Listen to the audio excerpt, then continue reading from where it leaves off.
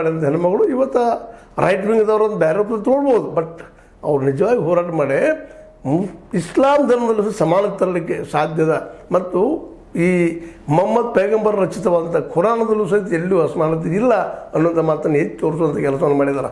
ಇದು ಈ ಎಲ್ಲ ನೆಲೆಗಟ್ಟಿನಲ್ಲೇ ವೈಚಾರಿಕವಾಗಿ ವೈಜ್ಞಾನಿಕವಾಗಿ ನಮ್ಮ ಇಡೀ ಒಂದು ಕನ್ನಡಿಗರನ್ನು ಬೆಳೆಸುವಲ್ಲೇ ಮತ್ತು ಅವ್ರ ಕಥೆಗಳ ಮೂಲಕ ಒಂದು ವ್ಯಕ್ತಿತ್ವ ರೂಪಿಸುವಲ್ಲ ಭಾಳಷ್ಟು ಸಹಕಾರಿ ಮತ್ತು ಅಷ್ಟೇ ಏನಪ್ಪ ಅಂತಂದ್ರೆ ಜನರ ಒಂದು ಧ್ವನಿ ಆಗಿದ್ದಂತಹ ಈ ನಮ್ಮ ಬಾನು ಮುಸ್ತಾಕ್ ಅವರ ಕುಟುಂಬನೂ ಇವತ್ತು ಖುಷಿಯಿಂದ ಕುಣಿತಾ ಇದೆ ಅಂತಂದ್ರೂ ಅಡ್ಡಿಲ್ಲ. ಯಾಕೆಂದರೆ ಜೀವನದಲ್ಲಿ ಎಂದೂ ಏನೋ ಯಾರೂ ಸಾಧಿಸಲಾರಂಥ ಒಂದು ದೊಡ್ಡ ಸಾಹಸವನ್ನು ಮಾಡಿದ್ದಾರೆ. ಬುಕ್ಕ ಪ್ರಶಸ್ತಿ ಪಡೆಯೋದಂದ್ರೆ ಏನು ಸಣ್ಣದಲ್ಲ.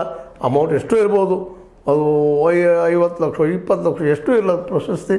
ಆದರೆ ಆ ಪ್ರಶಸ್ತಿಯಿಂದಲೂ ಮುಖ್ಯವಾಗಿ ಏನಪ್ಪ ಅಂತಂದ್ರೆ ಈ ವಿಶೇಷವಾಗಿ ಈ ಪ್ರಶಸ್ತಿನ ಮತ್ತು ನಿಮ್ಗೆ ಹೇಳಬೇಕಾಗ್ತದೆ ಅಂದಾಗ 50,000 ಪೌಂಡ್ ಅಂದರೆ 57.34 ಲಕ್ಷ ರೂಪಾಯಿಗಳನ್ನು ಈ ಬುಕ್ಕರ್ ಪ್ರಶಸ್ತಿನ ದೊರೆಯುವಂಥದ್ದಾಗ್ಯದ.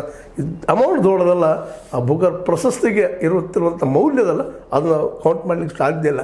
ನೋಬಲ್ ಬಹುಮಾನ ಅಮೌಂಟ್ಗಿಂತ ಹೆಚ್ಚಿಗೆ ನೋಬಲ್ ಬಹುಮಾನ ಪಡೆದು ದೊಡ್ಡದಿರ್ತದೆ.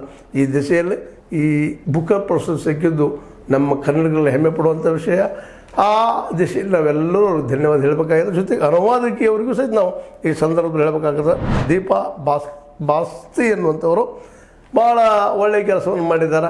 ಹೀಗಾಗಿ ಈ ಕೃತಿ ಏನಪ್ಪ ಅಂತಂದ್ರೆ ಎದೆ ಹಣತೆ ಇವತ್ತು ನಮ್ಮೊಂದಿಗೆ ಎಲ್ಲರ ಜೀವನದಲ್ಲಿ ಬೆಳಕನ್ನು ಮೂಡಿಸ್ರಿ. ನಮ್ಮ